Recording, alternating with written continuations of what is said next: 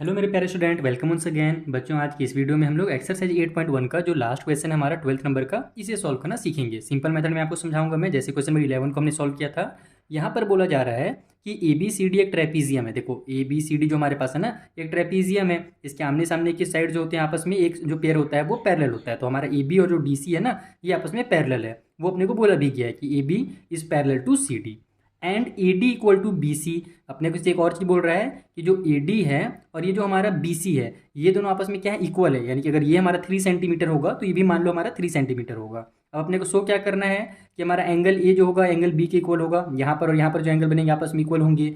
उसी तरीके से सी और डी आपस में इक्वल होंगे। फिर हमारे एक ट्रायंगल अपने को बनाना है ए बी सी के नाम से। तो देखो ए बी सी और इसको ऐसे हम लोग मिला देंगे तो एक ट्रायंगल बन जाएगा, वो बाद में करेंगे। तो ए बी सी हमारा ट्रायंगल बन जाएगा। उसी तरीके से बी ए डी, तो बी ए डी यानी यहाँ से इसको ऐसे मिला देंगे तो एक ट्रायंगल इधर से बन जाएगा। तो इन दोनों को अपने को कॉन्ग्रुएंट प्रूव करना है।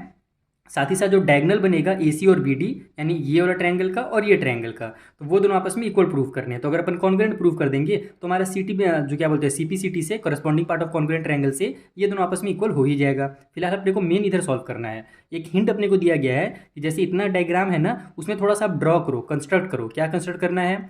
तो extend A B and draw a line through C. यानी कि आप क्या करो, ए बी को थोड़ा सा आगे बढ़ा दो और सी से एक लाइन ड्रॉ करो जो कि हमारा क्या हो, डी ए की तरह पैरेलल, यानी पैरेलल हो डी ए में। जैसे देखो डी ए हमारा ऐसे किया है ना, तो सेम इसी की तरह ये पैरेलल होना चाहिए हमारा सी ई। ठीक है, अपने को बी से आगे बढ़ा देना है लाइन। वैसे तो ड्रॉ करके ही दिया है अपने को, यहाँ पर हिंट भले दिया है अलग से, लेकिन काम हमारा आधा कर चुका है। ड्रॉ इन्होंने पहले ही कर दिया है। तो अपने को ए बी को बढ़ा देना है आगे और फिर सी ई एक पैरेलल लाइन बनाना है जो कि हमारा ए डी के पैरेलल हो। ठीक है, इस तरीके से हमारे दोनों एकदम पैरेलल होना चाहिए। उसके आगे और कुछ बोल रहा है क्या? Intersecting A B produce at E. वही चीज़ बोल रहा है कि जो हमारा इंटरसेक्ट करे ए बी को, जो हमारा ए बी आगे बढ़ के ई तक गया है ना, उसको ये इंटरसेक्ट करना चाहिए। तो अगर ये हमारा देखो सीधा जा रहा था ये वाला लाइन हमारा, तो यहाँ से यहाँ तक अगर 3 सेंटीमीटर था तो इसका मतलब ये हमने जब बढ़ाया तो ये भी हमारा क्या होगा, 3 सेंटीमीटर ही होगा। यानी ये और ये हमारे क्या हो गया, आपस में यहाँ से इक्वल हो गए। ठीक है, अब इसको कैसे इक्वल वगैरह प्रूव करना है, एंगल्स को कैसे लाना है, आइए मैं आपको कॉपी में समझा देता हूँ। तो देखो, जो हमारा फर्स्ट पार्ट वाला क्वेश्चन है वहाँ पर हमें एंगल ए और एंगल बी को आपस में इक्वल प्रूव करना है। तो उसके लिए आपको क्या करना पड़ेगा, ये पूरे के पूरे जो एंगल यहाँ पर बन रहे हैं ना, इन सभी का यूज़ करो। कैसे करना है वो समझो। पहले तो आप लोग इसका कुछ नाम दे दो, क्योंकि अगर बड़ा बड़ा नाम लिखोगे तो डी ए बी फिर सी बी ए इस तरीके से नाम लिखना पड़ेगा, उसमें आप बहुत ज़्यादा टाइम वेस्ट होगा। तो हम सिंपल 1 2 3 4 नंबरिंग कर देते हैं। जैसे इस एंगल का नाम 1 दे देता हूँ, इसका नाम मैं 2 दे देता हूँ। यहाँ पर भी एक एंगल बन रहा है, इसका नाम आप लोग 3 लिख दो। और ये जो एंगल हमारा यहाँ पर बन रहा है इसका नाम 4 दे दो। अब ये चारों एंगल से आपको यूज़ करके इन 1 और 2 को यहाँ पर इक्वल प्रूफ कर देंगे। देखो कैसे करना है। सबसे पहले तो हमारा जो ए डी या फिर ए ई सी डी जो बोल दो आप, ये जो हमारा है क्या है, पैरेललोग्राम है। तो यहाँ पर आप लिखो कि ए ई, ठीक है, D C is a parallelogram. ये हमारा एक पैरेललोग्राम बन गया है, क्योंकि हमारे आमने सामने के साइड्स के आपस में पैरेलल हैं और इक्वल हैं। ठीक है, तो यहाँ से हमारा पैरेललोग्राम में क्या होता है कि हमारी ये वाली साइड और ये साइड आपस में क्या हो जाएगी, इक्वल हो जाएगी। यानी ए डी और ये जो हमारा सी ई होगा ये आपस में इक्वल हो जाएगा। तो यहाँ पर मैं लिख देता हूँ कि जो हमारा ए डी होगा वो इक्वल हो जाएगा हमारे सी ई के। ठीक है, ये अपने को पता कैसे चला, क्योंकि हमारा एक पैरेललोग्राम था।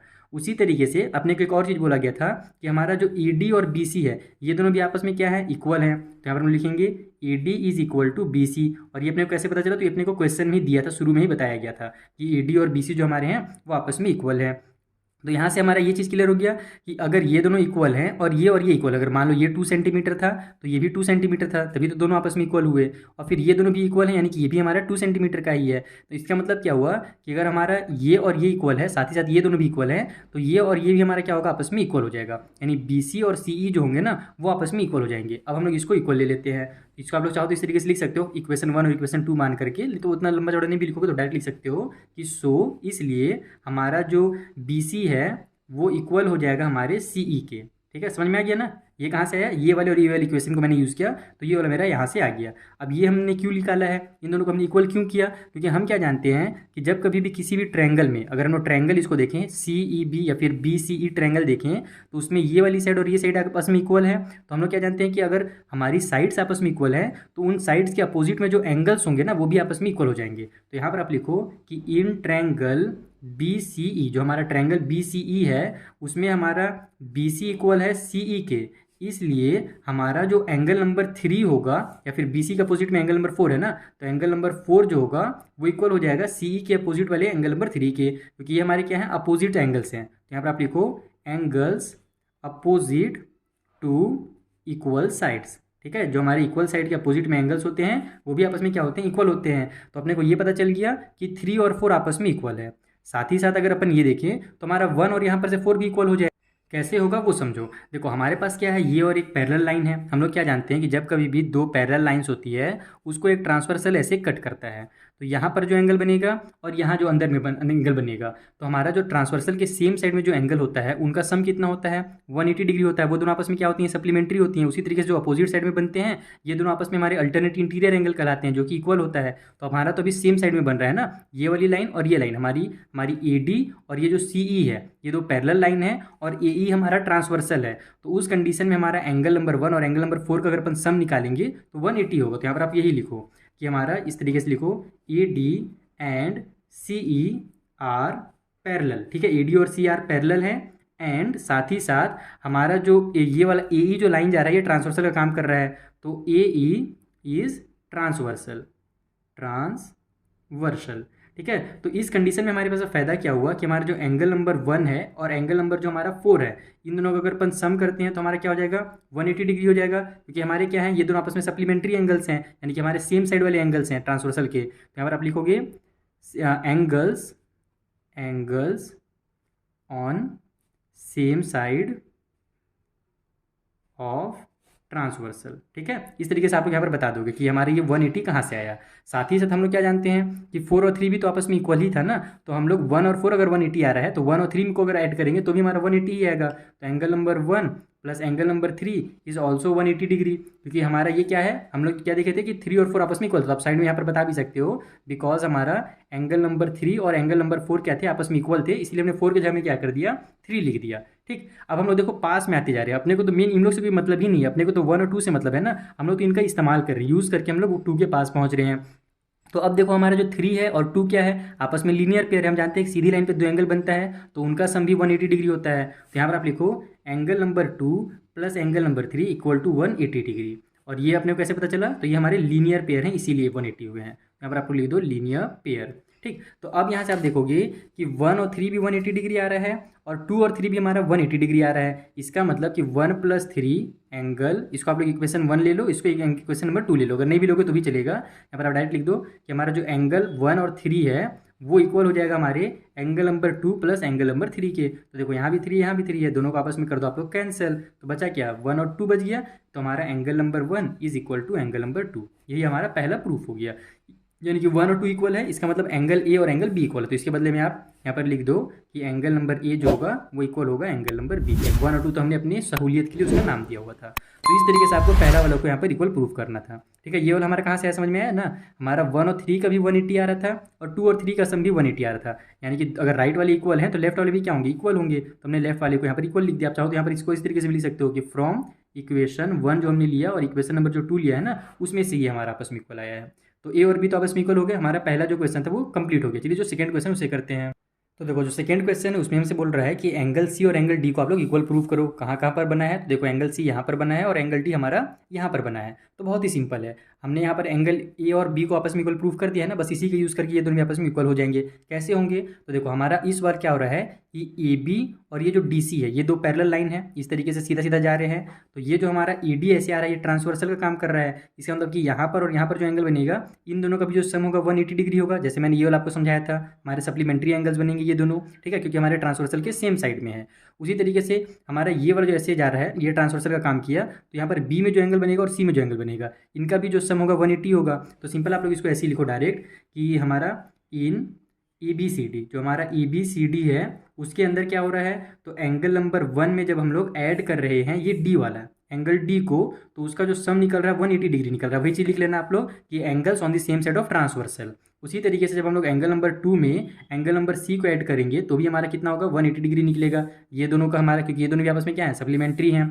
तो हमसे यहाँ पर देखो राइट वाले दोनों इक्वल हो गए, इसका मतलब कि लेफ्ट वाले भी आपस में इक्वल होंगे। तो हमारा angle number 1 plus angle number D is equal हो जाएगा हमारा angle number 2 plus angle number C के। और हमने क्या देखा था कि एंगल 1 और एंगल 2 आपस में क्या थे, इक्वल थे। हमने थोड़ी देर पहले इसको प्रूव किया।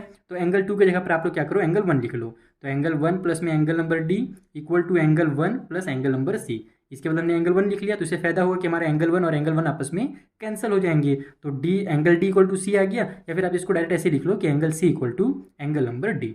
ये हमारा ये भी प्रूफ हो गया। क्वेश्चन नंबर सेकंड बहुत ही सिंपल था, अगर आपने फर्स्ट वाला कर लिया तो सेकंड इजीली सॉल्व हो जाएगा। चलिए जो लास्ट क्वेश्चन इसका थर्ड नंबर का, sorry second last third number का, इसके बाद फोर्थ वाला तो ऑटोमेटिकली सॉल्व होगा, थर्ड वाला जल्दी से सॉल्व करते हैं।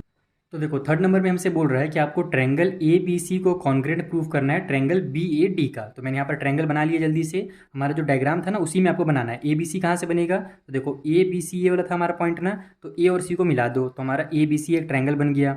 उसी तरीके से बी ए डी कैसे बनेगा, तो देखो बी ए डी वाला पॉइंट था तो मैंने इसको ऐसे मिला दिया, बी ए तो पहले से मिला हुआ था, ये हमने बी और डी को मिला दिया तो हमारा बी ए डी बन गया। ठीक है, तो अब अपने को इन्हीं दोनों ट्रायंगल को, एक तो ये वाला हमारा ट्रायंगल है इधर और एक तो ये वाला हमारा ट्रायंगल यहाँ से लेकर के यहाँ तक है।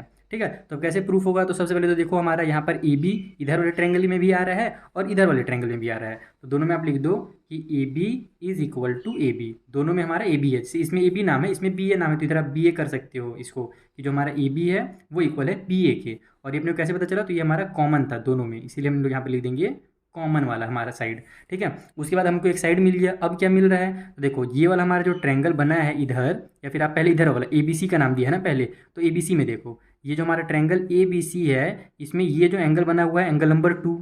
उसी तरीके से इधर वाला जो हमारा ट्रायंगल है बी डी ए या फिर बी ए डी कह लो, इसमें ये बना हुआ हमारा एंगल नंबर 1। तो यहाँ पर हमारा 2 और 1 हमने पहले क्या कर रखा है, इक्वल प्रूफ कर रखा है। तो यहाँ पर आप लिखो कि इसका वाला जो हमारा एंगल नंबर बी बन रहा है वो इक्वल है इधर वाले एंगल नंबर ए के, और ये अपने क्या किया है, तो ये पहले से अपने ने प्रूव करके रखा है। यहाँ पर आप लिख लो तो प्रूव्ड, एक साइड हो गया एक एंगल हो गया। अब क्या है, तो अपने को क्वेश्चन में ही दिया गया था ए डी और बी सी आपस में इक्वल है, ये हमको शुरू में क्वेश्चन में बताया गया था। यहाँ पर आप उसको भी लिख दो कि हमारा ए डी जो है वो इक्वल है बी सी का। तो ये अपने को कैसे पता चला, तो ये अपने को गिवन था क्वेश्चन में। तो देखो साइड एंगल और साइड रूल से ये दोनों आपस में कॉन्ग्रुएंट प्रूफ हो गए। तो यहाँ पर आप लिख दो कि इसीलिए ट्रायंगल ए बी सी जो हमारा वो कॉन्ग्रुएंट होगा ट्रायंगल बी ए डी का। और कौन से रूल से हुआ है, तो साइड एंगल और साइड वाला जो रूल होता है उस रूल से ये कॉन्ग्रुएंट प्रूफ हुआ है।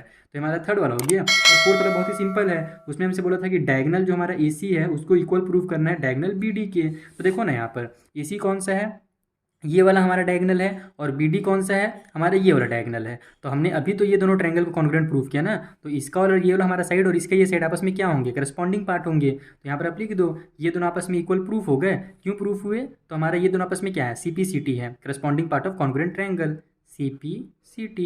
बस यही आपको करना है और कुछ करना ही नहीं फोर्थ वाला में। थर्ड में नहीं है तो फोर्थ ऑटोमेटिक बनेगा, जैसे फर्स्ट आपने बनाया तो सेकंड तुरंत बन गया ना, उसी तरीके से अगर आपने थर्ड में कॉन्ग्रुएंट प्रूफ कर लिया तो फोर्थ में तो कुछ करना ही नहीं है, वो तो ऑटोमेटिकली हमारा प्रूफ हो जाएगा इक्वल। तो इस तरीके से आपको क्वेश्चन नंबर 12 सॉल्व करना था। मैंने आपको इस वाले एक्सरसाइज के पूरे वीडियो बना दिए हर क्वेश्चन के। अगर आपको किसी भी क्वेश्चन में डाउट हो तो नीचे डिस्क्रिप्शन बॉक्स में आपको लिंक मिल जाएगा सारे वीडियोज़ का, आप वहाँ से जाकर के वीडियोज़ देख सकते हो। और देखने के बाद भी अगर कुछ डाउट हो तो आप मुझसे टेलीग्राम और इंस्टाग्राम के थ्रू पूछ सकते हो। मिलेंगे नेक्स्ट वीडियो में, जहाँ पर अगले एक्सरसाइज को भी मैं आपको इसी तरीके से समझा दूंगा। Thank you for watching.